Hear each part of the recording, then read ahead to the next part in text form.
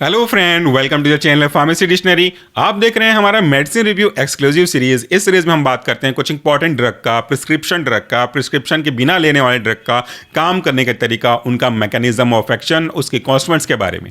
जब कभी भी हम बात करते हैं ड्रग का तो मेरा पर्पस बस यही रहता है कि जो भी ड्रग आप यूज कर रहे हैं, करने वाले हैं, उससे जुड़ी हुई बेसिक जानकारी जरूर अपने दिमाग में रख सकें। हमारा मकसद, मोटिव कभी भी सेल्फ मेडिकेशन को बढ़ावा देना होता नहीं है। इसलिए हम कभी भी किसी भी पर्टिकुलर ड्रग का डोज डिस्कस नहीं करते तब तक जब तक कि उस पर्टिकुलर ड्रग का डोज खुद उसी के डिब्बे में, कंटेनर में साफ साफ मेंशन ना हो, क्योंकि उसमें छिपाने वाली कोई बात ही नहीं रह जाती। ऐसे केस में हम उसका ड्रग का डोज बताते हैं, बाकी किसी का भी ड्रग डोज नहीं डिस्कस करते हैं।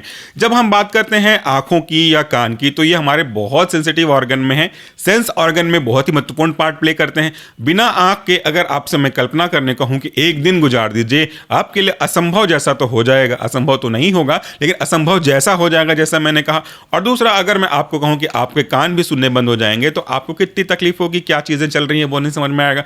तो हमें चीजों की वैल्यू तब समझ में आती है जब हम चीजों को खो देते हैं, लेकिन जब हमारे पास है तो उन चीजों की वैल्यू करने के बजाय हम किसी और के ऊपर ध्यान देने लगते हैं। आई रेस्पेक्ट उन पीपल की जिनके पास इस तरह की चीजें नहीं है, फिर भी वो अपने जीवन को बहुत अच्छे तरीके से जी रहे हैं। बात करते हैं पॉइंट पे कि ये दो ऑर्गन जो आप कहते हैं, उस ऑर्गन में बहुत इंपॉर्टेंट पार्ट प्ले करता है। भगवान न करे कभी कोई इनमें चोट लग जाए, एक्सीडेंट हो जाए, कोई प्रॉब्लम आ जाए, डिसफंक्शन आ जाए, तो फिर आपको सर्वाइव करने में धीरे धीरे दिक्कत आने लगेगी। इसलिए रिस्पॉन्सिबिलिटी हमारी यह बनती है कि जब कभी भी इस तरह के ऑर्गन में कोई एक्सटर्नल चोट, इंटरनल चोट लगती है या कोई प्रॉब्लम होता है, कंटामिनेशन होता है, डिजीज इन्फेक्शन होता है, तो एज सुन एज पॉसिबल आपको डॉक्टर की सलाह से इसको ठीक करने की कोशिश करनी शुरू कर देनी चाहिए। इन दो ऑर्गन और भी वाइटल ऑर्गन, इवन मैं कहूंगा पूरी बॉडी में कोई भी पार्ट पे अगर कोई प्रॉब्लम नजर आती है तो आपको उसको अवॉइड या डिले या सेल्फ मेडिकेशन करके उसको बढ़ाना नहीं चाहिए। जब हम बात करते हैं आंखों की, कान की, तो कई बार ऐसे होते हैं कि अब आंख में चश्मा पहन रहे हैं। मैंने ये इंसिडेंट देखा है, आप चश्मा पहन रहे हो तो गलती से ध्यान उधर हुआ तो चश्मे की डंडी आपकी आंखों में चली जाएगी, कोई धूल आपकी आंखों में चला जाएगा और आप उसको हाथों से रगड़ दोगे या कोई भी ऑब्जेक्ट आपकी आंखों में चला जाएगा, कोई केमिकल आप यूज कर रहे हो वो आंखों में चला जाएगा, कोई स्प्रे मार रहे हो डिओड्रेंट, गलती से नोजल ऊपर चला गया तो आंखों में चला जाएगा, कोई कार्सिनोजेनिक सब्सटेंस चला जाएगा, कोई भी जो आपका कोरोसिव सब्सटेंस है वो आंखों में चला जाएगा, तो आपकी आंखों में बहुत तेज जलन होगी। अंदर के जो म्यूकोसा मेम्ब्रेन वगैरह हैं, टाइनी एयर बबल्स वगैरह हो रहे हैं, वो जनरेट हो जाएंगे, कैपिलरीज डैमेज हो जाएगा, तो बहुत दिक्कत हो सकती है। वैसे ही कान के रेस्पेक्ट में है कि आपकी आदत कई लोगों की होती है कान को खुजाने की, आपके ईयरबड से या किसी शार्प ऑब्जेक्ट से, पेंसिल से या निकालने वाले से, निकालते निकालते कला इधर हो गया तो आपकी कान में चोट लग सकती है, या कोई ऐसा कुछ हो गया कि आपकी कान में कोई चींटी चली गई और वो आपका काट दी, इन्फेक्टेड हो गया, या कोई पानी चला गया, या कोई अंदर से कोई पिंपल्स हो गया, पस बन गया, मवाद बन गया, तो ऐसा कोई भी सर्कमस्टांसेस हो सकता है। सबके बारे में तो मैं नहीं बता सकता कि क्या क्या हो सकता है, और आपको पता भी है कि एक्सीडेंट तो कुछ भी हो सकता है। तो इन दोनों केस में, आंख के केस में भी और कान के केस में भी प्रॉब्लम ये हो रही है कि वहां पे अब आपको पेन होने शुरू हो जाएगा। तो उस पेन के रेस्पेक्ट में दो चीजें पॉसिबल हैं, इन्फ्लामेशन, रेडनेस, इचिंग और infection, depends upon the situation and circumstances. अब यहां पे अगर आपको थोड़ा सा लापरवाही बरतती होगी तो आपका पूरा सिस्टम खराब हो जाएगा, इसलिए जल्दी से जल्दी डॉक्टर की सलाह लेनी पड़ेगी। और ऐसे केस में डॉक्टर कई अलग अलग दवाइयों में से एक दवाई जो आज का मेरे हाथ में है ये आपको प्रिस्क्राइब कर सकते हैं। तो ये दवाई यानी कि ऑप्थेल्मिक ड्रॉप, ईयर ड्रॉप क्या है, क्या कॉन्स्टिट्यूएंट है और ये कैसे काम करता है। इसका जो ब्रांड नेम है वह आपका सिप्लॉक्स डी। सिप्लॉक्स के बारे में मैंने पहले वीडियो बनाया है, लेकिन ये सिप्लॉक्स नहीं है, ये सिप्लॉक्स डी है, तो ये इसके कॉन्स्टिट्यूएंट में थोड़ा सा अंतर है। तो ये सिप्लॉक्स डी आपको प्रिस्क्राइब करते हैं, जो कि बनाई गई है सिप्ला कंपनी के द्वारा। इस सिप्लॉक्स डी जो कि एक ब्रांड नेम है, इसके अंदर कौन कौन से कॉन्स्टिट्यूएंट मिलेंगे आपको? इसके अंदर आपको मिलेंगे कॉन्स्टिट्यूएंट नंबर 1 सिप्रोफ्लॉक्सासिन, दूसरा मिलेगा आपको डेक्सामेथासोन, और ये ईयर और आई दोनों के लिए यूज करने वाला ड्रॉप है। तो ये दोनों केस में आपको इन्फेक्शन, रेडनेस, इचिंग, स्वेलिंग, इस तरह के प्रॉब्लम से बचा करके रखेगा। चलिए बात कर लेते हैं कुछ स्पेसिफिक इंडिकेशन का, फिर मैं उसके डोज के कंसंट्रेशन और उसके यूज के बारे में, मैकेनिज्म के बारे में बात करूंगा।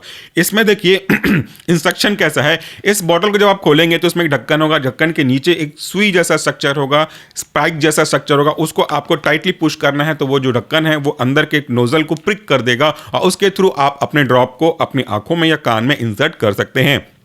याद रखिएगा, ड्रग का जो एक्सपायरी डेट है वो अलग होगा, लेकिन जब अगर बॉटल खुल गया तो उसका एक्सपायरी डेट अलग होगा। आपको टिप को, जो उसका नोजल का टिप है, कभी भी हाथ से टच नहीं करना चाहिए, किसी का भी, उससे कंटामिनेशन हो सकता है। और अगर ये ढक्कन आपका खुल गया, एक बार आपने इसको यूज कर लिया, तो उसके 1 महीने के अंदर, अलग अलग जगह पे अलग अलग रहता है, 1 महीने के अंदर आपको इसको यूज करना है या तो डिस्कार्ड करना है, आगे आगे आने वाले समय के लिए रखूं, ऐसा आपको नहीं करना है। तो यहाँ पे लिखा भी हुआ है कि आपने इसको कब ओपन किया, कैसा यूज किया, वो आप देख सकते हैं। यहाँ पे वार्निंग दिया हुआ है, वो भी आपको बता दूं कि इफ इरिटेशन परसिस्ट, इंक्रीज या फिर कोई चेंजेस होते हैं, इमीडिएटली अपने फिजिशियन के कांटेक्ट में ले लें। Once the nozzle is pricked, do not touch the nozzle tip. अगर अब आपने इसको नोजल को ओपन कर लिया तो टिप को दोबारा छूना नहीं है।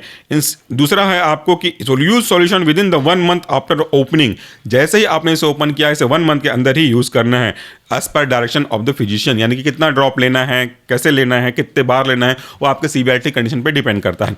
अब बात कर लेते हैं इसके कॉन्स्टिट्यूएंट्स की, कंटेंट्स के बारे में। तो इसमें आपको मिलेगा सिप्रोफ्लॉक्सासिन 0.3 वेट बाय वॉल्यूम। इसमें आपको मिलेगा डेक्सामेथासोन इंडियन फार्माकोपिया के गाइडलाइन के अकॉर्डिंगली इसका कंसंट्रेशन 0.1 वेट बाय वॉल्यूम। और बाकी आपको मिलेगा क्लोराइड इंडियन फार्माकोपिया के गाइडलाइन के अकॉर्डिंगली बेंजाइल कोलोनम क्लोराइड, जो कि प्रिजर्वेटिव काम करेगा, 0.01% वेट बाय वॉल्यूम। और बाकी जो व्हीकल है वो है आपका क्वांटिटी सफिशिएंट।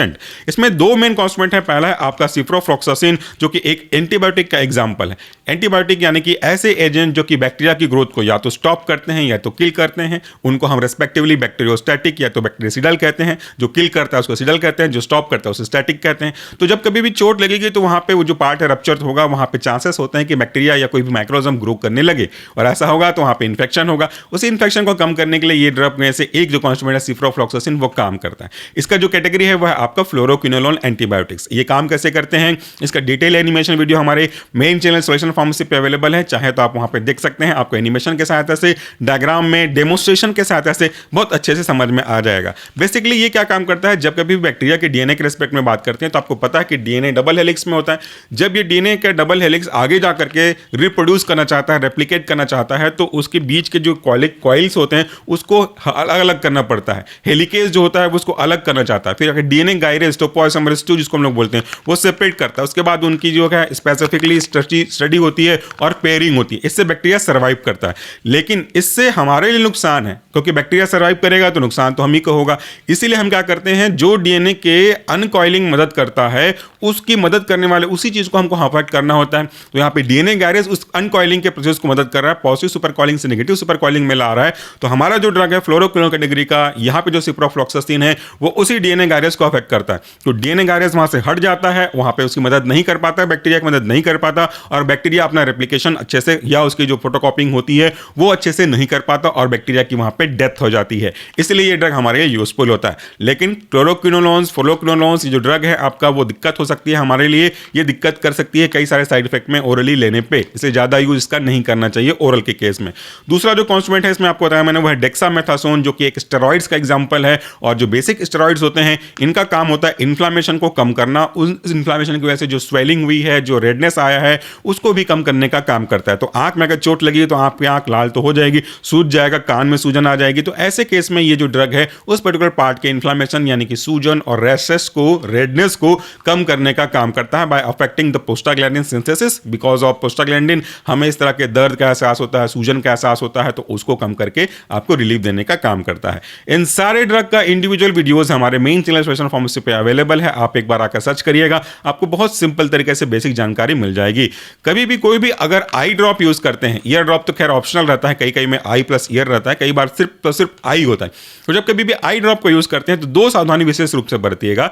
एक कि उसके जो नोजल है उसको कभी हाथ से टच मत करिए, और दूसरा अगर वो 1 महीने के अंदर यूज नहीं होता तो उसको आप 50 रुपए 60 रुपए बचाने के लिए मत सोचिए, उसको डिस्कार्ड कर दीजिए, क्योंकि उसमें इन्फेक्शियस एजेंट आने के चांसेस हैं और उससे फिर आपको प्रॉब्लम हो सकती है। जहां पे डेक्सामेथासोन का एक साइड इफेक्ट ये है कि आपका फंगल इन्फेक्शन को भी इनिशिएट कर सकता है अगर लंबे समय तक यूज किया गया तो। इसलिए ज्यादा समय तक अनावश्यक रूप से बिना किसी डॉक्टर की सलाह के इस तरह के ड्रग को यूज मत करिएगा। जितना बोला गया उतना ही यूज करिएगा। अपने मन से कभी भी ड्रग को यूज ना करें। आपको लग सकता है कि इससे क्या नुकसान होगा, लेकिन ये नुकसान आपको आज दिखे ये जरूरी नहीं है। ये बहुत समय बाद भी दिख सकता है, क्योंकि साइड इफेक्ट, एडवर्स इफेक्ट की कई अलग अलग कैटेगरी होती है। तो आज के वीडियो के लिए इतना ही। Thank you so much for watching this video. नमस्कार, टेक केयर।